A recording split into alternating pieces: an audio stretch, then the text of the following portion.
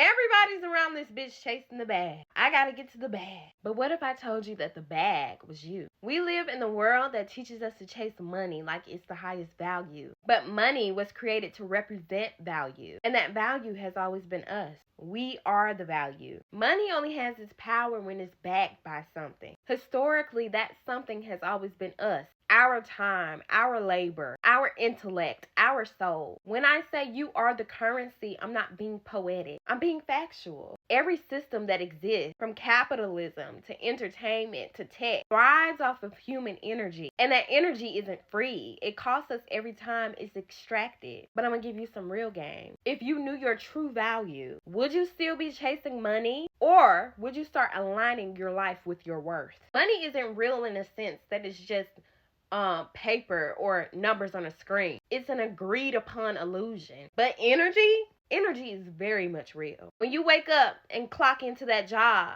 that's energy. When you give your time to someone that drains you, that's energy. When you create something that inspires people, that's high vibrational energy. The wild thing is that people don't realize that money is supposed to represent energy, but you're the ones that's providing the energy. So in truth, you're more real than money itself. You're a walking powerhouse, a divine reactor. You create value just by existing in alignment. The world bends to that when you know how to use it. I made a video a couple of days ago saying that money, the more money you have, the more karma that you attract. And the less money you have, the more spiritually free you are. And I had to expound on that because people think that having more money equals more freedom. But that's not always true. Money is a neutral energy, but how you acquire it and what you do with it makes all the difference. There's a spiritual weight attached to wealth. Every dollar we touch has a story, and often these stories are rooted in exploitation, struggle, imbalance. So when people chase money without consciousness, they unknowingly inherit the karma tied to that system. On the flip side, people with less money live closer to spirit because we're forced to rely on things that we can't buy. Intuition, resilience,